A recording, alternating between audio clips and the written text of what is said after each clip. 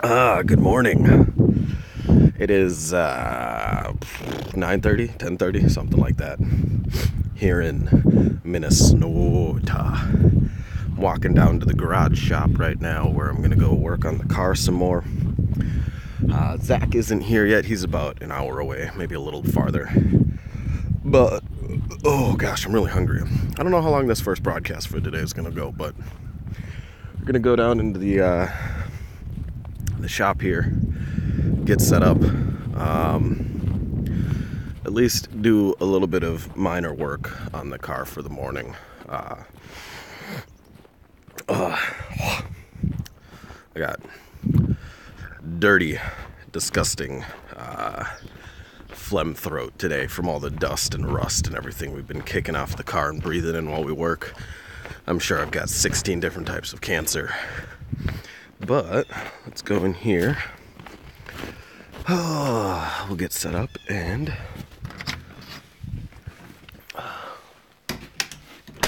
okay, here we are, right where we left it. Let's go ahead and kick up the heat a little bit because I'm going to be underneath the vehicle today. Kick off the snow from our feet. Switch on some of our lights here. Let's see. Oh, they're all unplugged. That's smart. That was smart. You can see we got busy down there last night.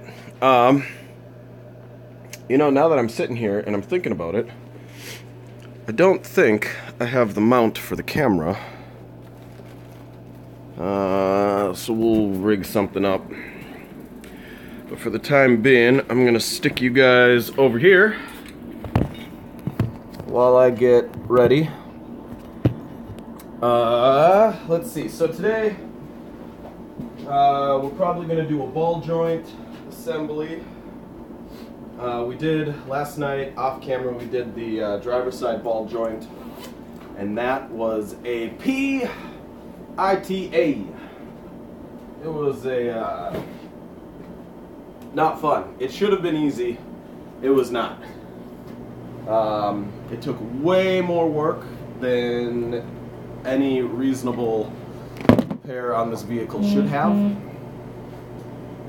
Because, so as I'm learning here, as I'm going through things and working on this vehicle and kind of fixing it up and whatnot, I'm learning very quickly that the previous owner, or the previous owners, did not take good care of this car. Now, everything seems salvageable. The engine's in good condition, thankfully, at least so far. The wheels, they're pretty new, so there's not too much they could have done wrong on the wheels. The body is in okay shape, as we covered the other day. The interior is mostly great. The seats have a couple rips in them, but it's this 14-year-old car sitting on leather seats daily. You're going to get rips and stuff. They're getting replaced with cloth racing seats eventually anyway. But other things, just small things that could have easily been fixed or taken care of had the person had the inclination to not be lazy. Like the stereo, as I pulled it out and I looked behind it last night.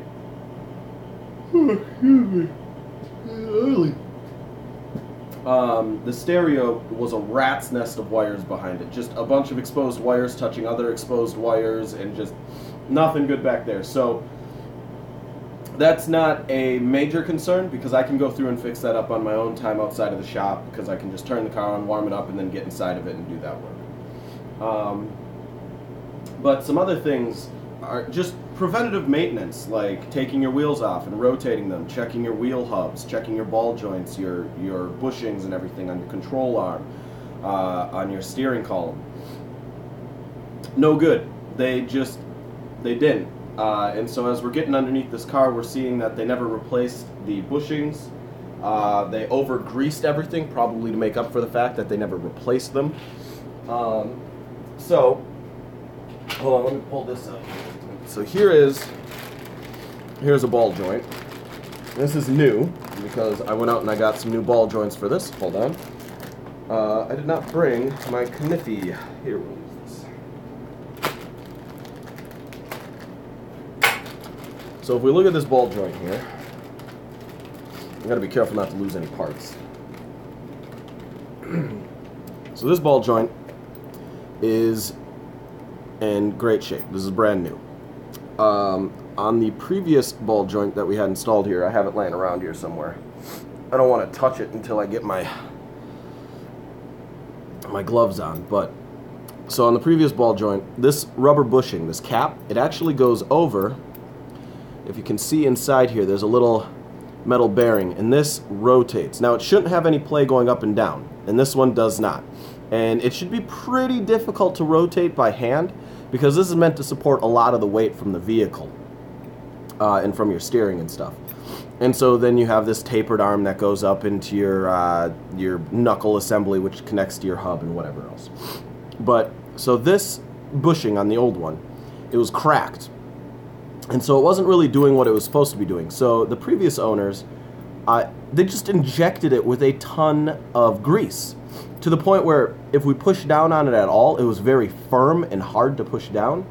And if we pushed down on it with any significant force, it popped, and just grease went flying everywhere. That's not supposed to happen. This little packet of grease here, this is very small, and this whole packet isn't even full. You'll notice there's some air bubbles and stuff in here. This is all you need on your ball joint, because all you're doing is here. If I do this, so you can get a better view on the inside. You see that down in the bottom, that ball? That's your ball joint. Well, this whole thing's a ball joint, but that's actually what's going on here. That grease, it just goes in here and works its way around so that this ball joint is lubricated. And then this bushing, this little covering here, its entire job is simply to sit over here and prevent dust and dirt and stuff from getting in there and prematurely wearing out your ball joint. They did not do that. Also, see the color of this grease? Nice yellow and clean. The grease that came out, we were unsure what it was because it was solid black. And it wasn't black because it's black grease. It wasn't like a moly or a super lithium or anything. It was black because it was filled with dirt. It was filled with grime. It was filled with rust and all sorts of other things that should not be in the ball joint, which explains why the ball joints were no good. So, yeah, let me finish getting set up here. Let me get some lights on in here, and we're going to go ahead and attempt to get this other ball joint out. And it's going to be a bit of a wiggle-waggle here. Oh! Uh-oh. I'm bacon bit. Oh, yum! Somebody just messaged me and told me they're bacon bit potato. But let me get some lights on in here so you guys can see better when I get into the car.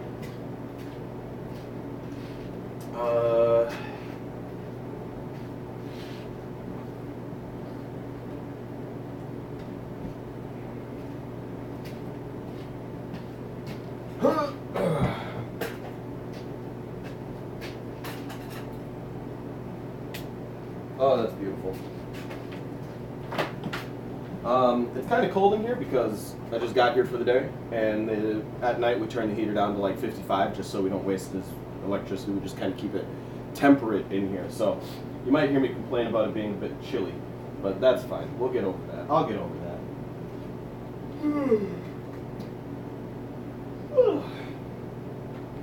Not entirely sure how I'm going to mount up this camera without the actual camera mount. Maybe I'll lean you against something. But anyway, hi everybody, how you doing? I'm Gentleman James. We're working on the Glub. And this is my Shark, my Tiburon 04. It's beautiful, it's lovely, it's delicious. Also, always remember, proper eye protection.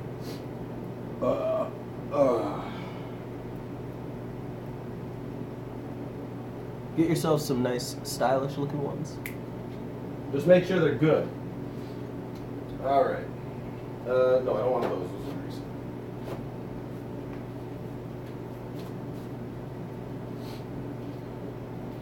Got ourselves a whole lot of mess. So, other things we're doing today is we're going to construct the engine mount, get this engine hoisted off, and pull out the transfer case in here so we can pull the clutch out and hopefully get all of that done today. Because today is the last day I have access to this garage. And there's a lot of work to do to the car, which is another reason why I'm here by myself instead of waiting for Zach. I'm not going to do anything that gets me under the vehicle today because it's not safe to be under a vehicle without anybody to spot you in case just something fails. I know a lot of people do that. I tend to err on the side of caution because I don't like dying and I don't like pain. So, we'll see what happens. But I'll try not to do much under the body of the car. I might go under the rear since it's a bit lighter, and I feel like I could shimmy my way out if it did fall off of its stands. I just don't want to be under the engine where the brunt of the weight is. Also, the rear is supported by some ramps that hold up to 16,000 pounds. So, unless they uber fail, I should be okay. But going under the rear is necessary at some point today because I need to go finish doing the brake cable assemblies. Remind me, kids, buy bigger gloves next time.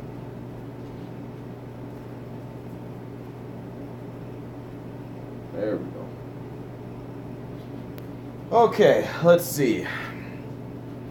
Let's get you youngins set up over here. Also, who do we have viewing today? Got a couple people watching. How you guys doing? Welcome. Let's see. So we're working down here on this ball joint, and you can kind of see what I was talking about. This ball joint is just black, and you can see some grease popping out of here. That's not good. You don't want that. Hey, my boss. How you doing, dog? Let's see. Maybe.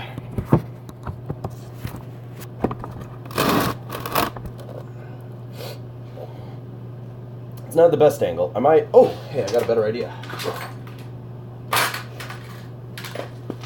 Let's get you guys up and close with the action here. Can you see what's going on? Yeah. All right, that's good. Let me grab some other lighting here.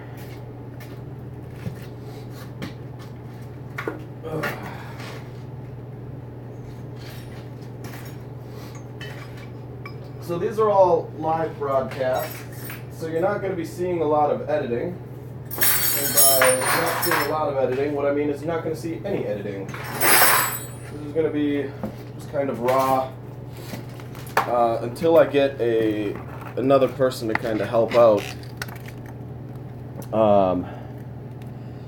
It's just going to be a lot of this live style broadcast junk. Okay, so let's see, to pop this out, I need myself a couple tools from over on this side of the world.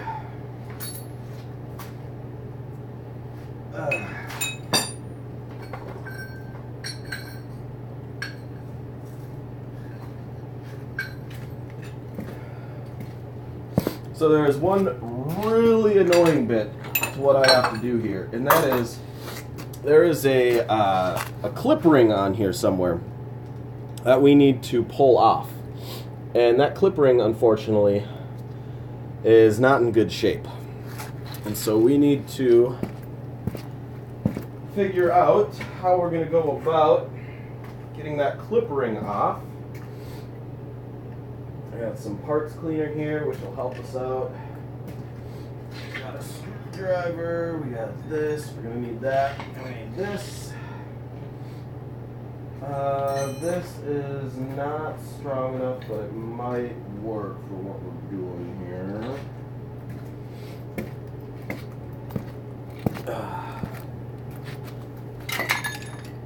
And then I just need something to sit on.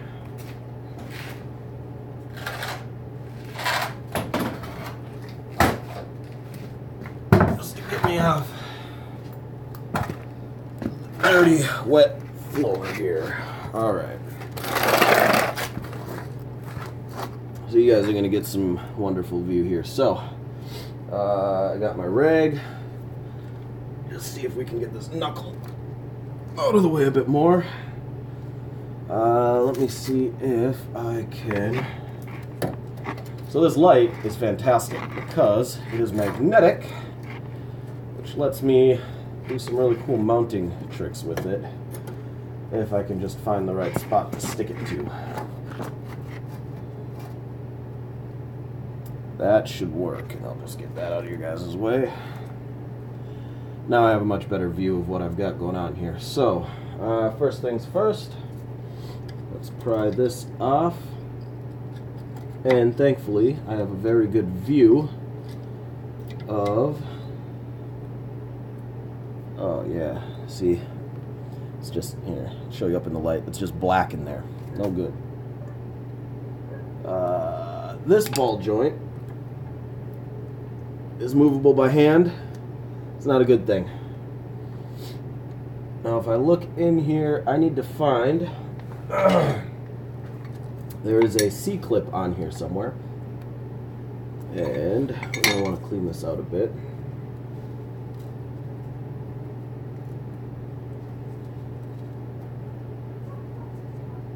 I hear a dog barking outside. I wonder if Zach's here.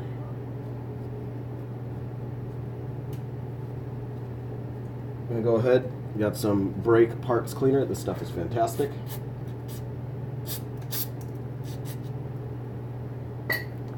Let it sit for a second. It evaporates very quickly, but we're just going to go and clean it up here. It'll help with a little bit of the rust. If we got anything that's like just kind of rust welded together, it'll help us with that.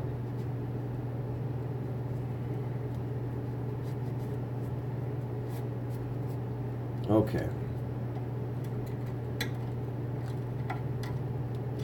Alright, so we're gonna have to go in here with some force. Hey, Chris, my boss, and what's that one? Battle Winner? How you doing?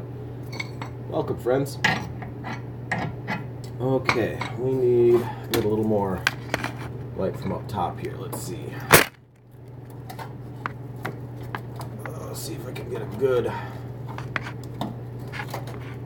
It's very rusty in here and filled with dirt, so I can't get a good magnetic connection here. We might be stuck with that one where I was at a second ago. Oh, here we go. That should work. Okay. So, I need to... This is easier with two people because you have the other person just kind of put their foot on here and hold it down. But I'm going to do it this way, which I shouldn't say is dangerous, but you do definitely warrant injury if this snaps back up, which it will here. Actually, I don't know how much I trust this, but...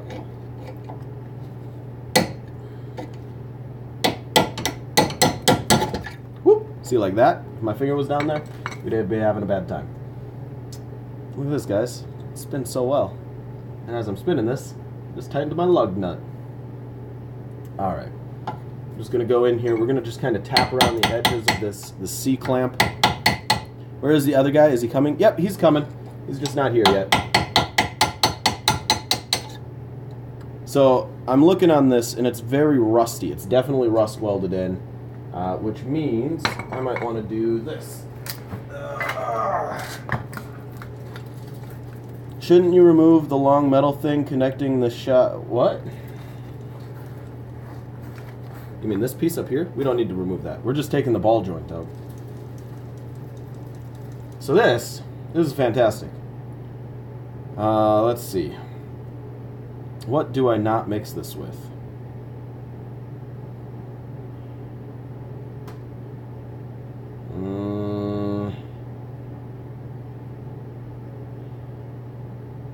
Well, we'll find out.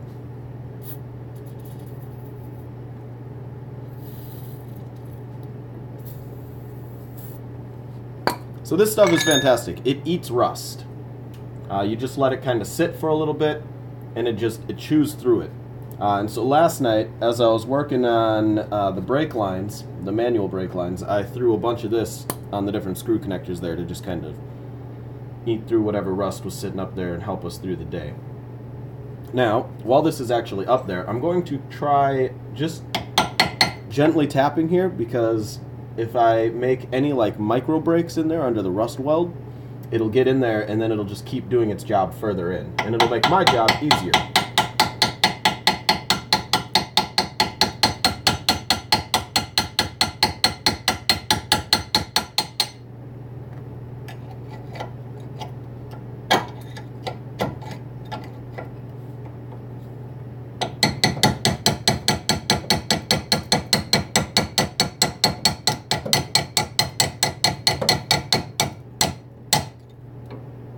So I'm getting a little bit of movement on there.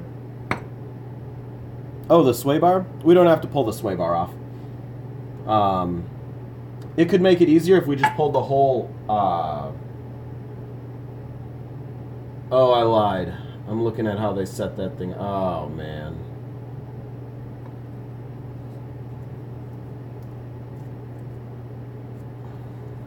Idiots. So at some point, they stripped out a bolt, and instead of just getting a new bolt, they welded the bolt. If this control arm ever breaks, I'm probably boned. These are the kind of things you can't see when you're picking up a car, because they're hidden. But like I was saying earlier, it's lazy work instead of them doing it properly. I suppose I could probably break that bolt off and grind it down on the control arm, and then I should be okay. But wow, there's probably like 3 pounds of dirt behind here. Like,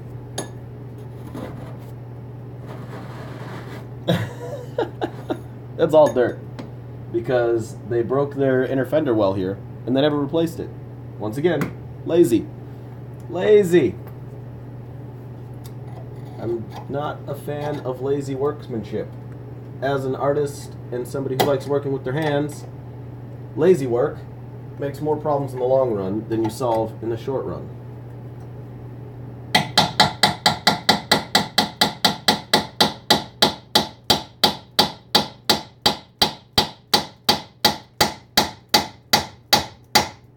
So if you're going from this angle, you want to be really careful. If you're not, you can hit your ABS line or your brake line here, and you'll have a lot of a mess. I'm guessing the previous owner was terrible. Yeah, it's kind of, I'm thinking here.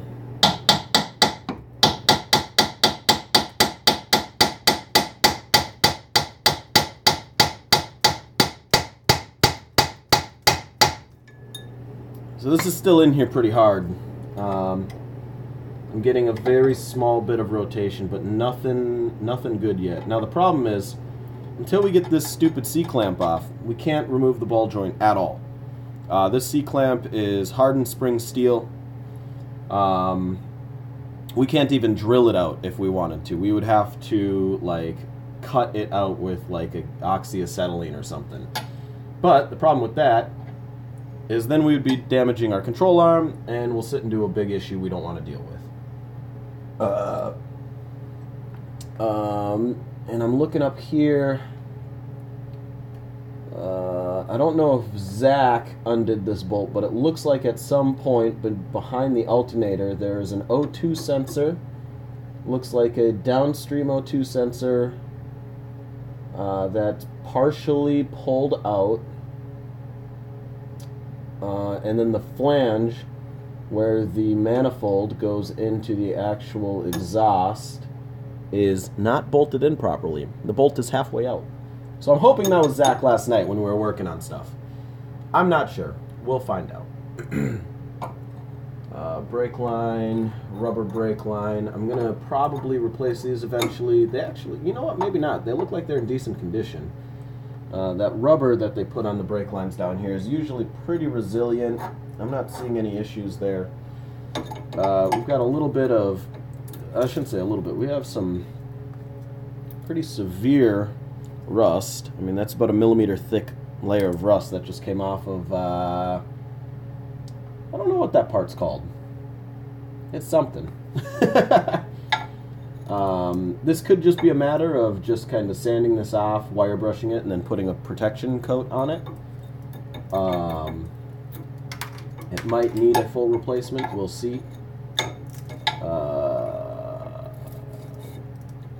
But I definitely need, like here, these bushings are bad. They need to be replaced. I might just go ahead and do this whole assembly if it's not too hard down the road.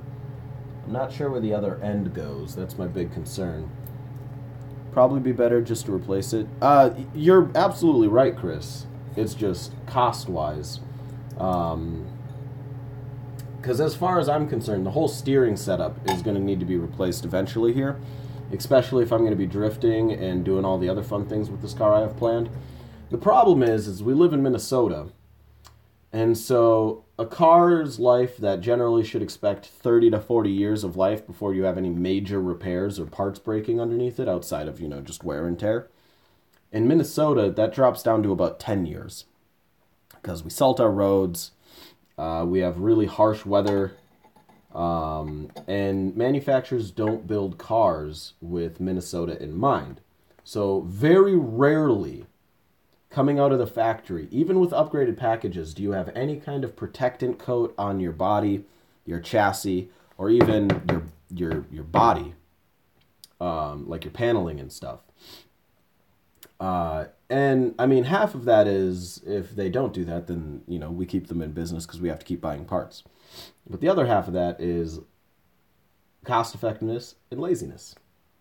They don't want to spend money. Also, hello, I'm James.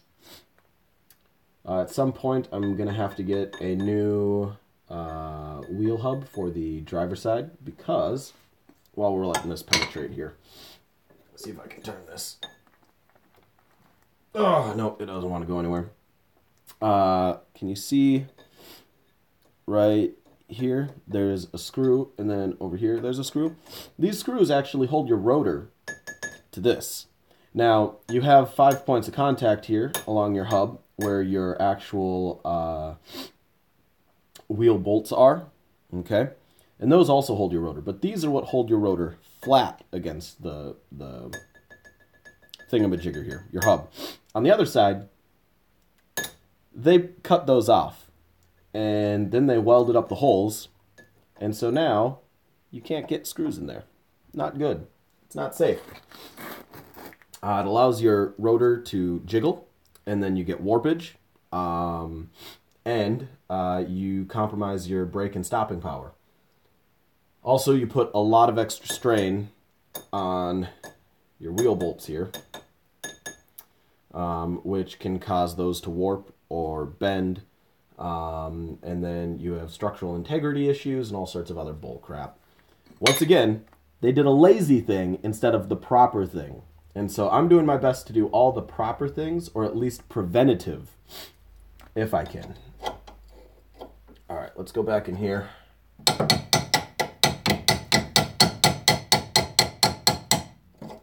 can't tell if I'm getting rotation anymore. Oh, I'm getting rotation. I'm getting real easy rotation. That's a good sign. That means we might be able to start prying this up and out. Yeah, the previous owner, actually, I don't think it was the immediately previous owner. I think it was the one prior to him.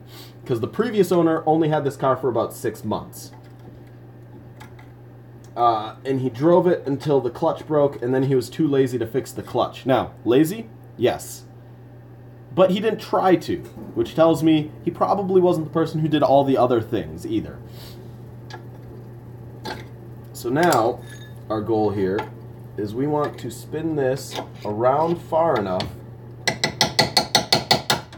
where I can get a good grip on the tang with a screwdriver here. Because I'm able to lift it slightly off of the control arm plate here. Remember, kids, proper eye protection, because doing this you're flinging rust and crap everywhere. Oh, like that? Now I got spray all over my face. Actually, let me soak some of this up.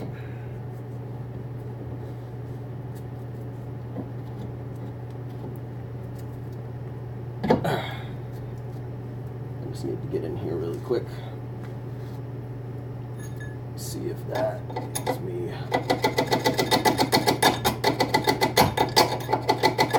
So, even without the hammer, I'm able to rotate the C-clamp now, which is really good.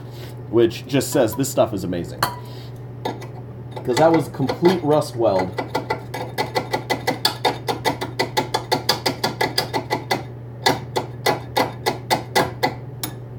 Alright, so we're getting there. Let's see if I can pry this up here a bit better. We don't have to save this clamp, so if we bend it just slightly, it makes it easier to pull out. Because we have a new clamp, we don't have to worry about this ball joint here, because we're replacing it, so we can bang against it and do whatever we want. Normally you wouldn't want to go in like this. Now the problem me and Zach were having last night when we worked on this is the new C-clamp has no tang holes on it for C-clamp players. We don't know how to get the thing in. I even got home and I looked on YouTube, nothing. Couldn't find it.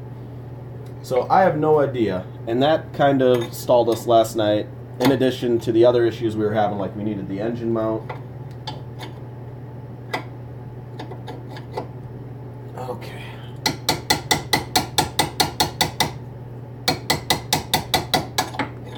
I'm just doing this because it gives me a bit of an easier approach here.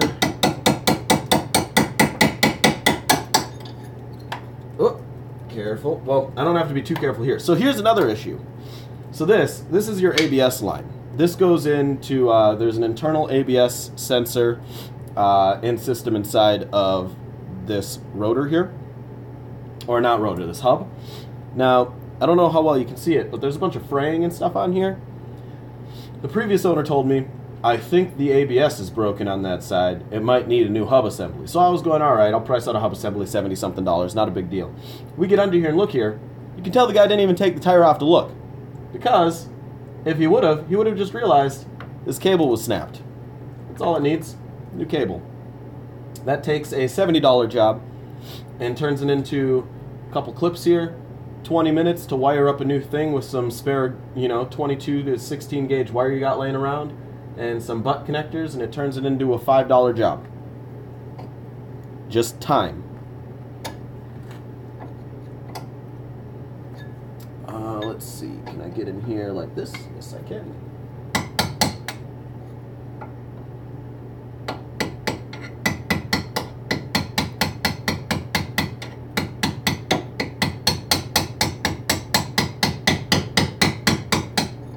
So you want to be careful when you're working under here like this. You don't want to bang against your body.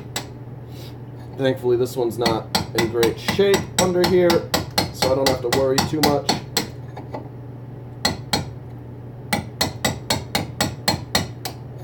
Okay, now I got the ends of the clamps here. I might need to just spin it a little bit farther here, but I have managed to rotate this 180 degrees to give me access to where I need to be, which is right here. Because, ow! Oh, I just got a message. Just got gas on my way, 11:45. All right.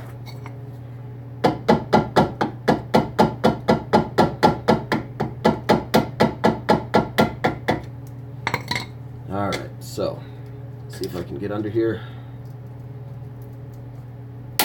There we go.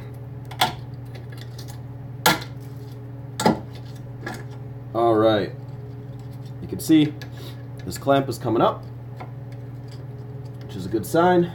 We don't have to worry about this ball joint, so we can just kind of pry against it because we're replacing this one. Once again, this is hardened spring steel, so you still want to be careful while you're doing this because it can fly off and hit you in the face, break a tooth, have a fun time. I've got a nice hub in the way, so if it does fly this way, it's just going to go all sorts of other directions, but not at me.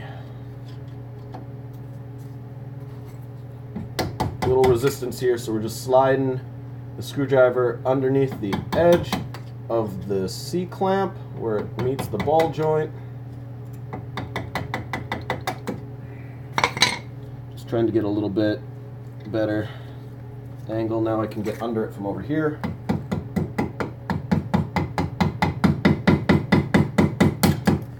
And we got it.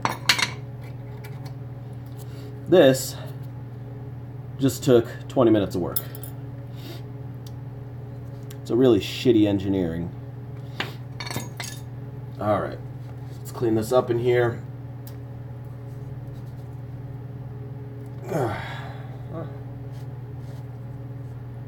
So now we get to use a ball joint press to pull this ball joint out.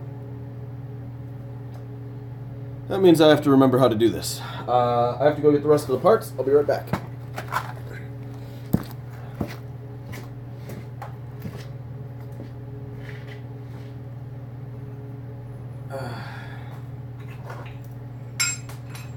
Oh, I know.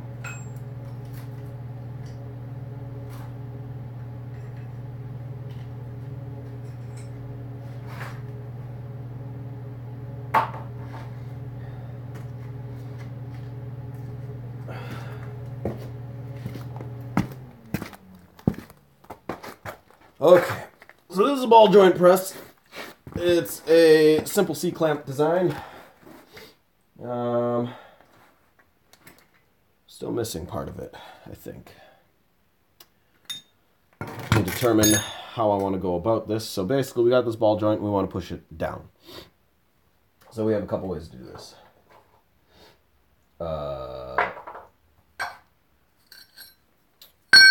Take this. It goes right here. It's a receiving coupling. Then we take a slightly larger one and it goes underneath. I think. Wait a minute, let me think. I have a better way. We're going to do this the way we did the other one. Receiving coupling goes like this.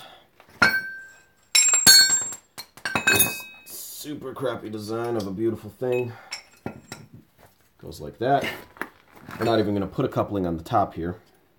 We're just going to make this match the bottom. Like so. Like so. Now, that pretty much does it for us.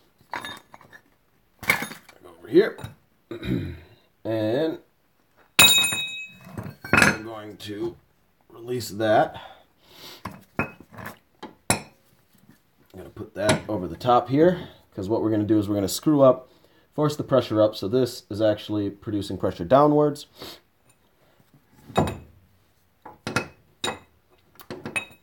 This, however,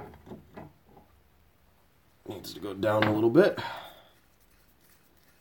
Once again, this is a point where having a buddy to come help you works, because they can kind of push the control arm up or just do what you need to get done on it, so everything works out for you. Now, this is pretty much good. Get that there. Get that there. Oh my gosh.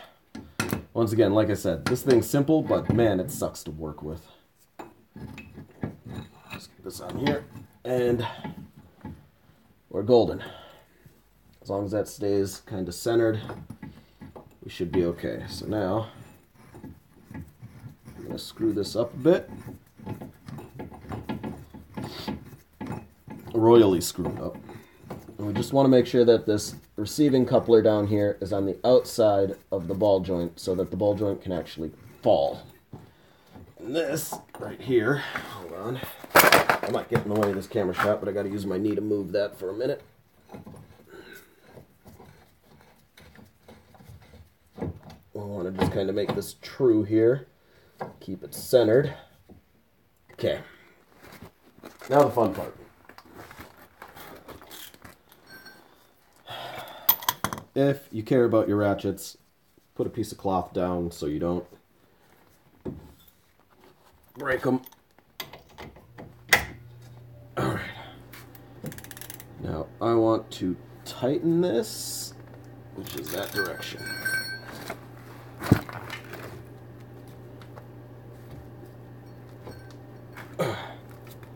Just like that.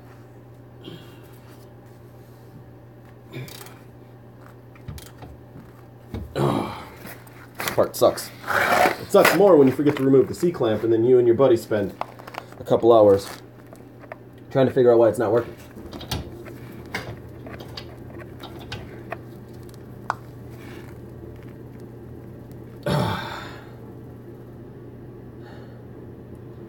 Alright, hold on.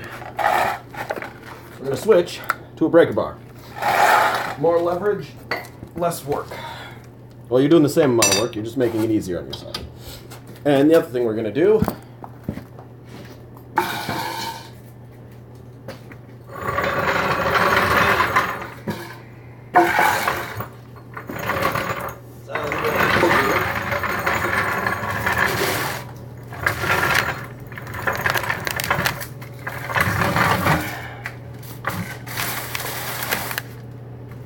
give me a second here. Just trying to work around our mess we got going. Just gonna lift this control arm up a bit.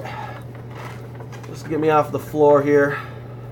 It only needs to go up an inch or so, if that.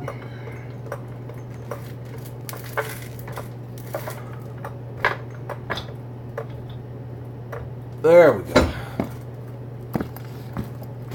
Alright, now, got the jack there. This is on.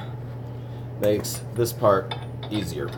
Because, oh, do I need to go up even farther?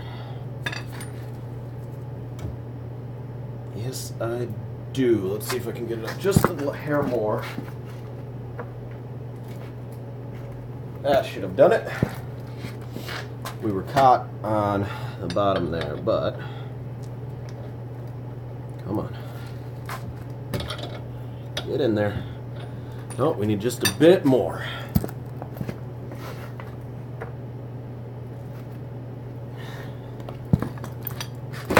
Okay.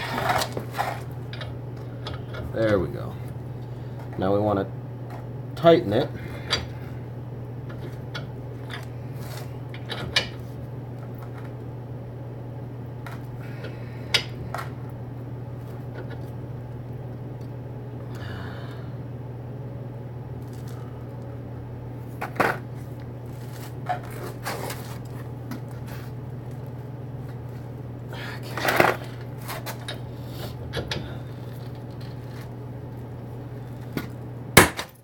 Boom!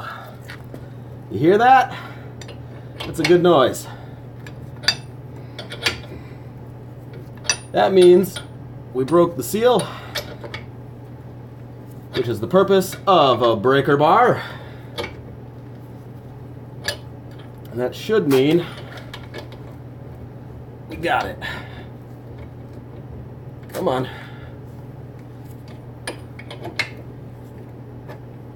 Oh yeah, see how loose we are?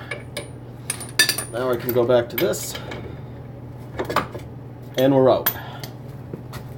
That was wonderful. I love that noise. It scares me every time, but I love it. Now we loosen everything here.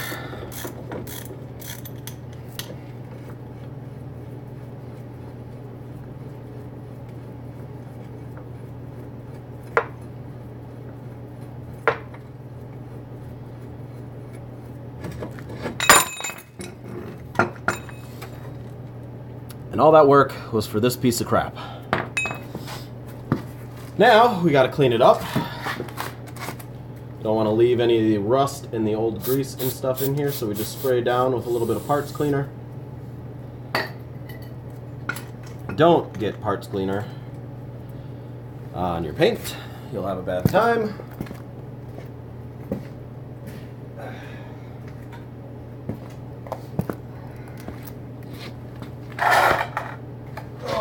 Bring my chair back over here.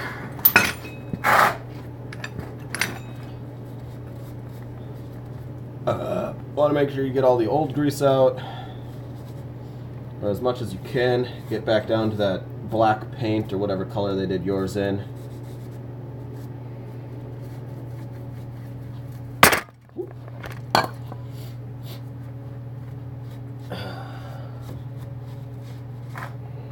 Beautiful. All right. Now, we do the reverse of that process to put the new one back in.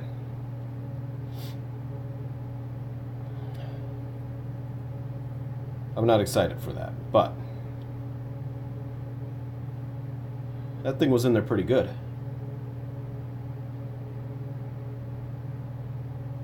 Whew. Oh, man. I forget. Is this size big enough? It is. That's big enough for up top. And then we need that one there. Okay. We need a tube on the bottom with this guy right here. There's what I was looking for earlier. That. Our new ball joint sits in there, poking up through the top. Oh, wait a minute. Nope. We don't even use a bottom piece on that. We just need to make sure there's a receiver. Because on the bottom, it actually just drives itself in using the screw system here. So let me go get our new ball joint.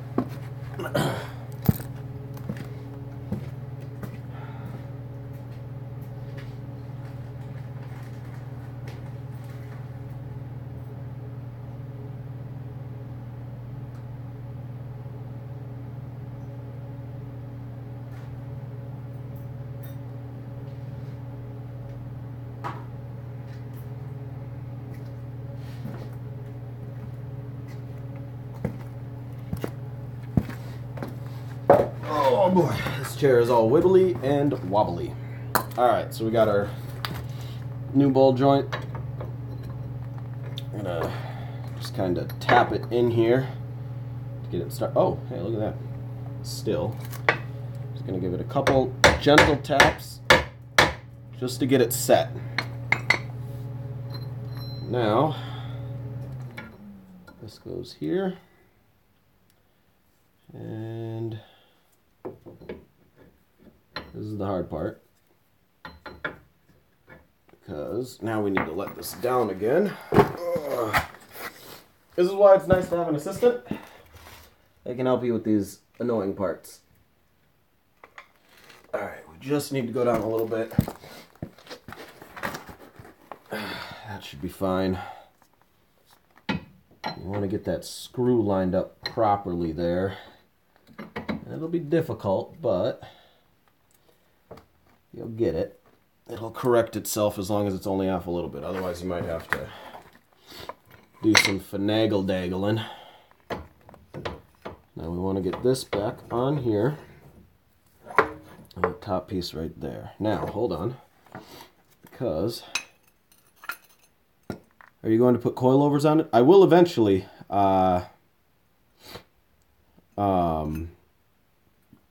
As long as everything works out. Okay, hold on, we're going to undo that. Get that one on there, because that actually has a lip that receives. But yeah, coilovers eventually on here. And I want to drop the car down, like I want to grind on the street while I'm driving. I want to make sure that is as centered as we can get it. And now we just go the opposite what we were doing a minute ago.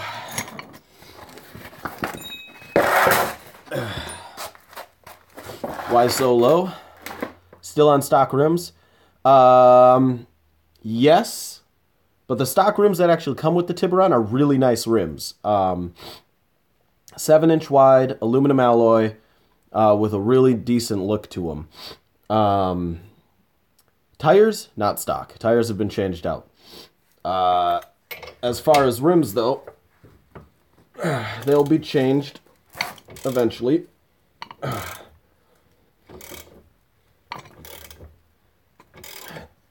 So we're going in. As you're going in, you want to just check things, make sure you're not going in at an angle, or you're going to cause more problems for yourself down the road.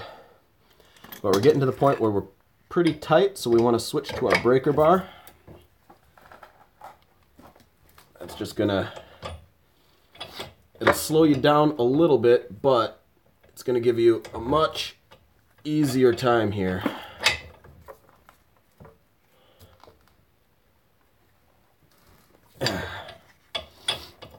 And as we do this, our screw's going up. All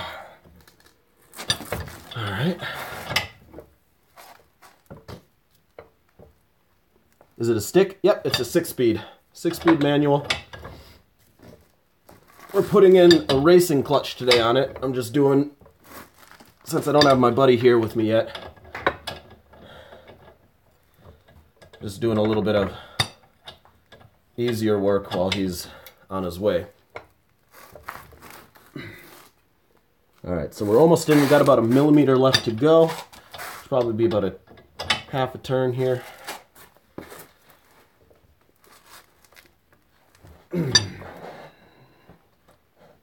Maybe one more quarter.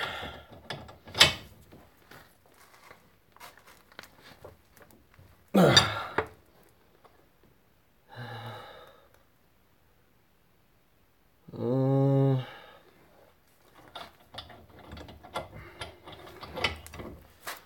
gonna pull for this one. Give myself a little bit more leverage here. And I think if I go in just right here, we're good. All right. Now, before you take your clamp off, because it sucks to get back on, you just want to inspect all the way around. Make sure you have an even fit, which we do. Let me get over here. Now, we want to go the other way. Oh, careful, you don't want to do that. So if you do that, you might break your line. And then you got a whole bunch of other crap to do before you can make your car work. And have a nice new installed. Needs to change the car. There's a flappy patty gearbox. We shift the car. Still working on the car, Chris. Doing all sorts of other little things and projects. Just want to inspect to make sure that it did go in evenly, because if it didn't, you're not going to get that C-clamp on. You don't get that C-clamp on, you might run into some problems. I'm just kind of cleaning up a little bit of the metal that shaved off here, so you'll see as you're installing things, the whole point of the ball joints, no stick is always better. Whoa, stick is better, son. As you put in the ball joints, they have grooving on them. And that grooving actually rips away some of the metal so they stay. But because of that, you get these little metal slivers and shavings and stuff that come out. So even though we already cleaned this, you want to go back through it, just kind of take a screwdriver or something small like a needle, just kind of go in, clean up right around the edge where that ball joint came through, just to clean up any little metal shards, because you don't want those in there potentially getting into the actual ball joint and then grinding away at it and making it go bad prematurely. So I got that ball joint up and set. All that's left with that ball joint then is to get the C-clamp on, which I have no idea how to do yet because they don't have the convenient little holes, so I'm going to wait for Zach to see if he's got any ideas. And then to put the boot on and get the grease in. However, we can just clean up the actual little housing here. Got a little bit of metal that got shaved off there, and that's normal because, once again, like I said, that's the whole purpose here. But that's good. So, I don't need the ball joint press anymore. I've got everything set, so I can bring that back to the store. But that means our next job is something else. Let me grab our camera here. Hello. Oh gosh, my back. How many miles? 147,000. So still pretty young. Still pretty good. Give me a second here.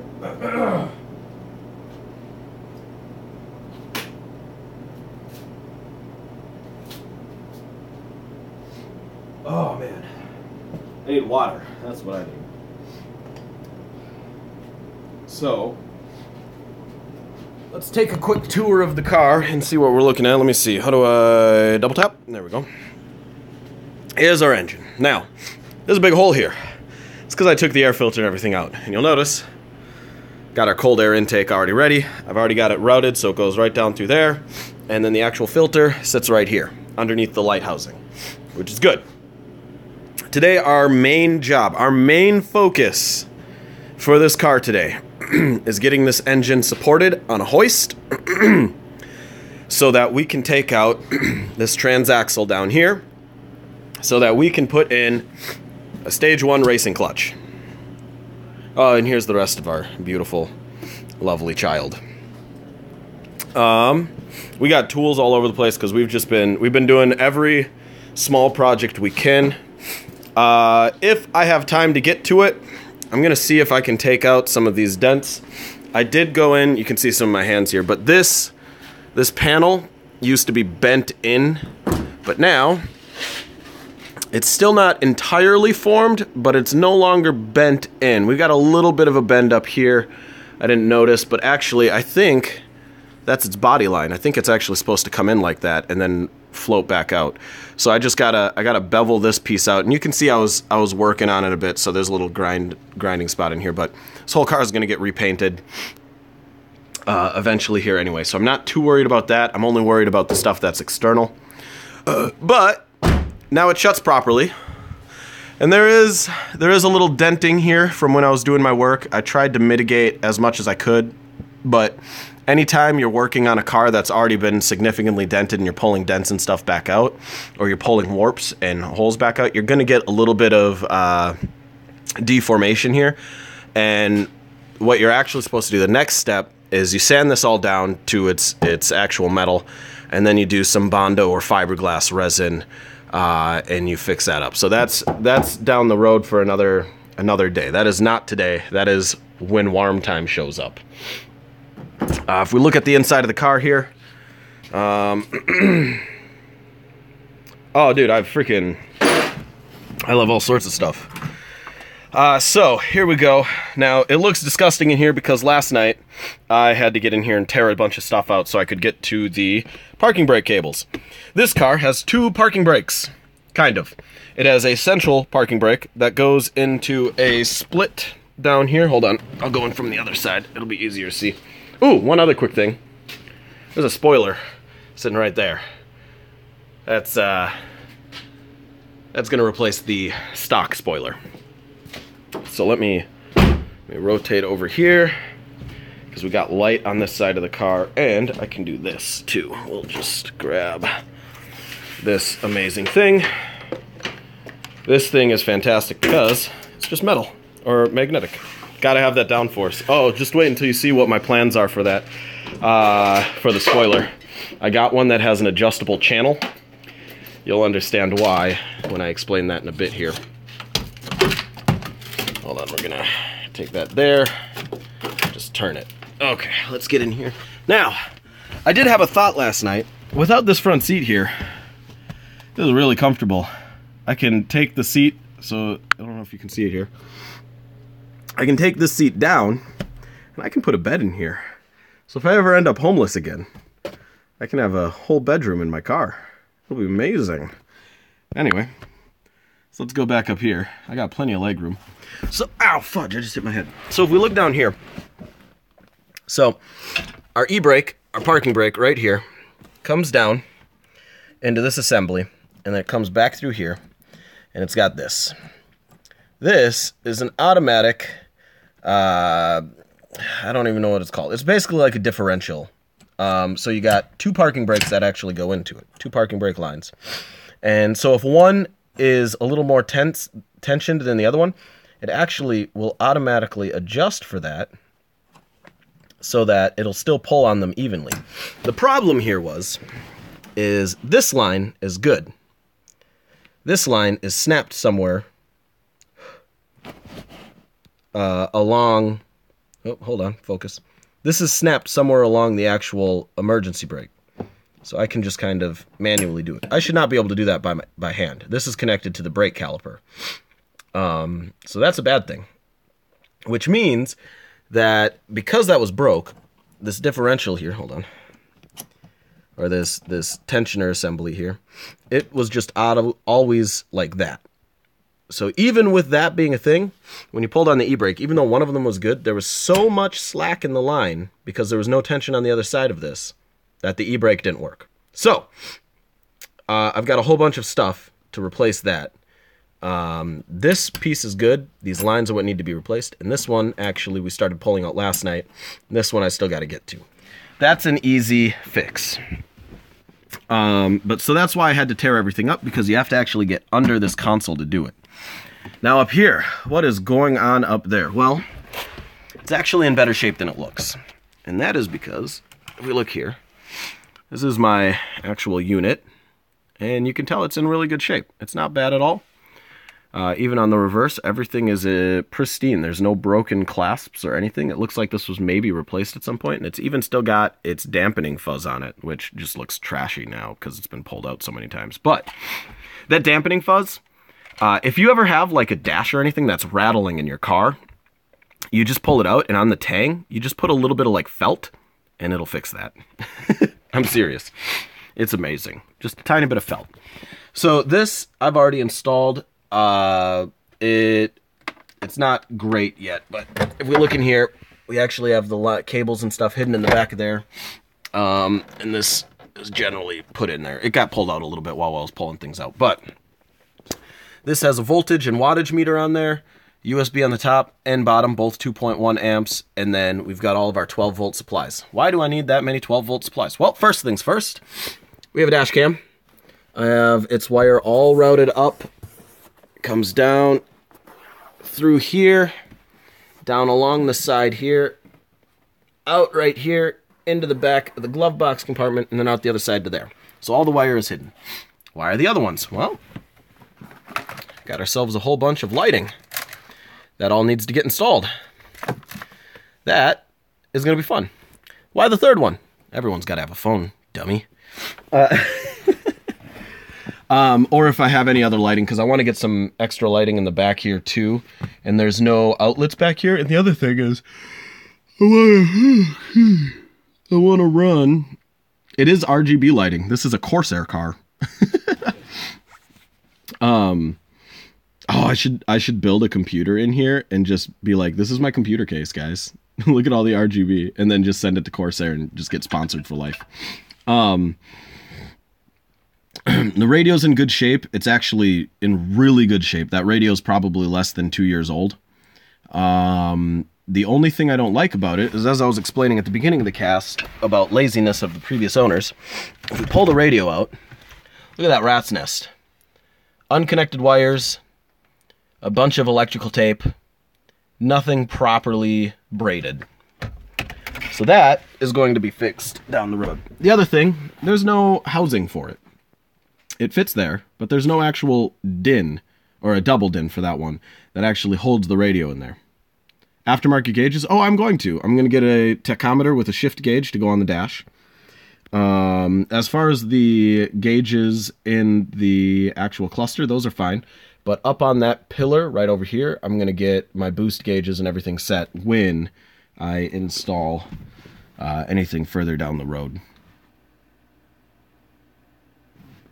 Oh, something just turned on. I don't know if that's Zach pulling in or if it's me. Hold on, let me look. I don't know if I can look. Get oil pressure? Oh, yeah, absolutely. Hold on. I'm trying to get to... Here we go. Zach says 11:45 he'll be here. All right. Okay. But yeah, so that is the car right now. The aftermarket cold air intake is out there. I've already fitted it, so it's good to go. Eventually, I'm going to route the battery into the back here. I've already got one sub in here, but I've got a box of subs at home with an amp that I'm going to put in. So, I said that I got a spoiler with channels in it. That's for a reason. So, here's our spoiler. And you see, if we can focus here, there's some channels here. Now, the front, there's no channel, but it still swivels a bit. But on the back, we have a channel. Now, why is this important? Well, it allows your spoiler... If I can do this here, I don't really have The name of the car is Glub Glub. So let's see. How can I do this where you guys aren't going to fall? I don't know. So this is really cool because it allows the spoiler. It might be tightened in right now. Oh, fudge. I just... Oh my gosh, that's so much better than Periscope. Okay, hold on.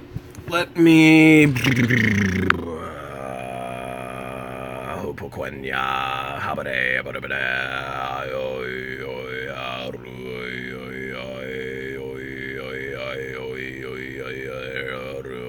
Reconnected. Okay. So let me do this like that. Alright, so the spoiler here is amazing because it has this channel. Now this channel actually allows your spoiler to be adjusted, right, while it's on the car. Now that's important. Now, the way it's set up right now is you'd have to get out of your car, manually adjust it, turn it for more downforce or something. That's inconvenient. So what I'm doing is we have this like this, okay? And it can adjust, right? I'm going to, underneath the hood, or the trunk, install 2 high torque servos. Connect them to an Arduino and run them up front. Where I have, I'm either going to do a knob, okay, or I'm going to have it set so it automatically has designations of 10% increments. And that increment will change, so we'll have some high torque servos on here with some linkage going up into here that will either push or pull on this. So say I go to 10%, it'll turn my spoiler 10% up. Go to 100, it'll turn my spoiler all the way up. More downforce, better drift. My goal is at some point to have that automatically determine based on like the speed of my car, which is, if you've ever seen like turbo or hypercars or like the Bugattis and stuff, they all have that. They have automatic aero. Which is like a $50,000 increase on the cost of the car. But that's nothing when you're paying, you know, like $2.5 million for a car. When I can build it for roughly $80, if not less. But look at that. That's so cool. And my goal is eventually... So this spoiler is actually pretty small. It's a little bit smaller than I was expecting for the vehicle. It's a 43.7-inch spoiler. And my goal was a 55 to 58-inch spoiler. So it extended outside of the car just slightly. Because my wheel well difference, I think, is 52 inches. But so my goal eventually is to get a slightly larger spoiler with a bit more of a channel in it. Just so I can have a little bit more control. Because this, while it's installed... If I can even this out here. This is actually quite a bit of a difference. And it doesn't look like so much of a difference because it's uneven on me, but it's actually, I would say we're looking at 45 degrees to 50 degrees of difference between top and low, which is significant. Much more than that, and you're going to turn your car into, not downforce, but your spoiler will turn into a parachute. It'll slow your car down. But my big thing is I want more rotation downward. Like I want to be able to get the spoiler flat. So if I'm trying to go fast, there's less downforce on the back, and then I can just have it gradually increase as my car's speed changes. But yeah, how cool is that? Oh, I'm so excited. So I already looked into that, the cost of that, and a bunch of other cool things. I've already got an Arduino. Planning for an exhaust. Oh yeah, I'm gonna change. So right now it's 2.5 inch from the header down to the Y pipe, where it goes into a 2-inch Y pipe that splits into 2 1-inch ports that go into 2 1-inch exhausts and then out. So very small exhaust on the back. My plan is to go for a 3.5 inch or 4-point. It's got aftermarket header in there, which is great. It's got a DC Sports header manifold or whatever. But I want to go to a 3.5 or 4-inch back. And then at the Y pipe, I want to drop it down to 2.5.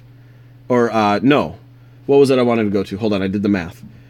If I have 4 inches, I go down, I drop the Y pipe out there to 1.75. So there's still slight back pressure. But I wanted maybe I'll go 4.5 inches and then drop down to 2-inch exhausts. Mufflers, I'm actually a big fan of the stock muffler. They have built-in glass packs on them. So you get that noise naturally with the vehicle. As far as like a performance muffler or anything, there's really not much of a thing as a performance muffler. Mufflers all basically do the same thing. But we'll see. We'll cross that bridge when we get to it, because that's an expensive bridge. Guys,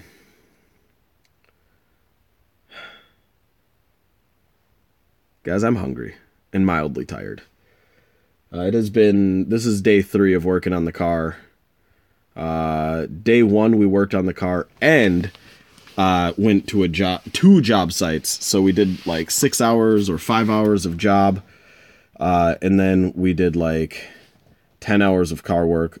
Yesterday from 10:30 until 11 at night, we were on the car. And today I've been here since, when did I start? 10:30? 9:30? I don't remember. And we'll probably be here until late again. Because today is our last day we have access to this garage, as far as I know. I feel like if I ask the owner of the garage, he'll probably be okay with me staying in here a bit longer. But my big issue is I don't want to wear out my welcome, and I don't want to leave my car taking up his space. Because as we're in here, we're using electricity, we're using his furnace and gas, and he's just, like, I bought him breakfast and a case of beer. That's all he wanted.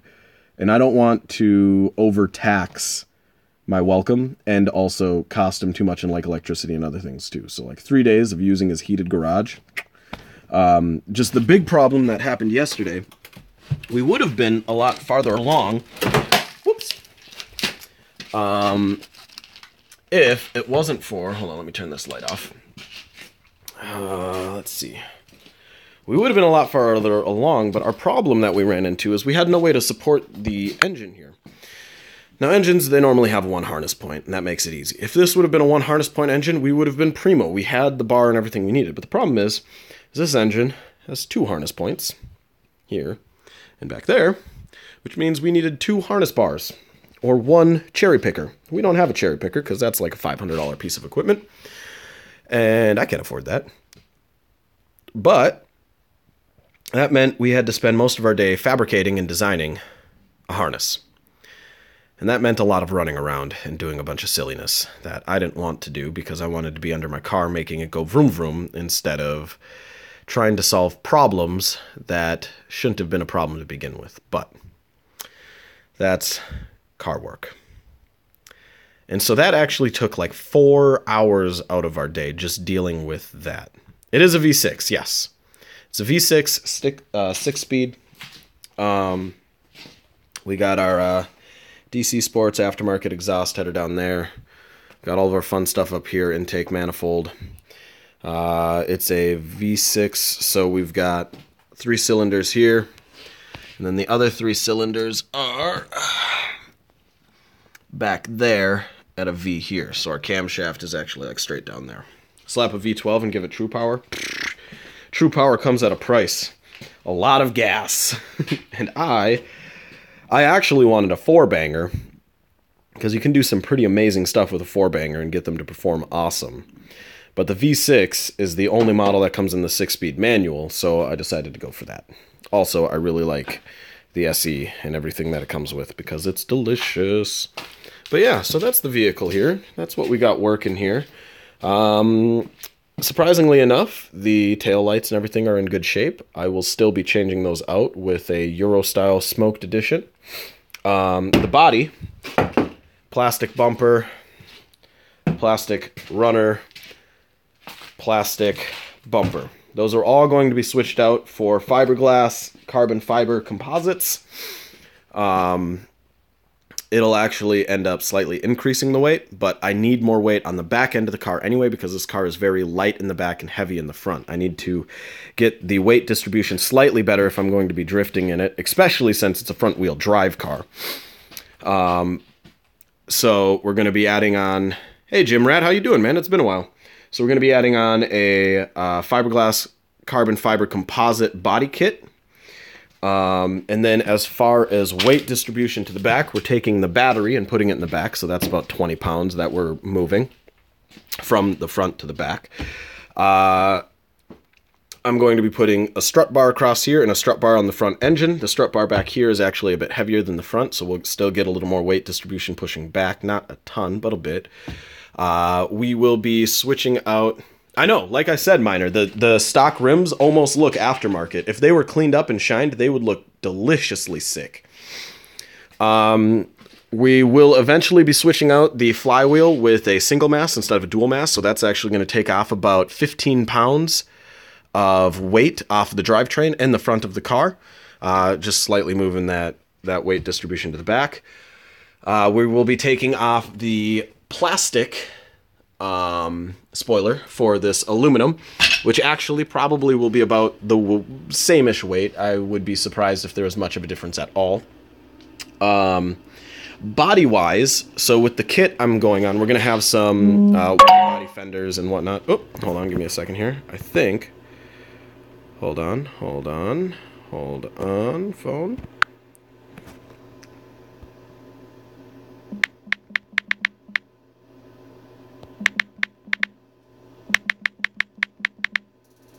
Sending out a quick message. Shouldn't the spoiler be carbon fiber? That's if I want to reduce weight. I like the aluminum better because if aluminum breaks, I can fix it. Carbon fiber breaks, I'm out $600. But as far as weight in the back too, I've got a 224-inch sub case with subs and amplifier sitting in the back at my house, which used to be my sister's, and then she upgraded and then stopped using subs, so I'm going to throw those in the back here. That's about another 30-ish pounds. Won't the flywheel also make it rev quicker? It will make it rev quicker. It will give me a little bit more horsepower because I'm reducing weight on the drivetrain, but I will lose torque. For drifting, I need torque, so I'm not going to do too crazy of an upgrade on the flywheel. I just want to go from a dual mass to a single mass because it'll also help wear and tear on the drivetrain. It'll prolong its life. But yeah, so I'm trying to get as much weight from the front of the car to the rear of the car so I can have a bit more rear heavy on the car. Now, since it's front wheel drive, I don't want the distribution to be too far off, right? Because with a front wheel drive, if the rear of the car is too heavy, then I'm not going to have grip. And that's a problem. We want grip. So I'm not going to go like 50-50. We'll probably go like 55-45. Because right now, or even 60-40. Because right now I think we're actually at a 70-30. But if we look over here, boom, it's a Zach! Have you grabbed breakfast yet? Good, let's go get some breakfast. I'm starving. All right, guys, we're going to go grab some food, and we'll be back. I'll see you guys all in a little while.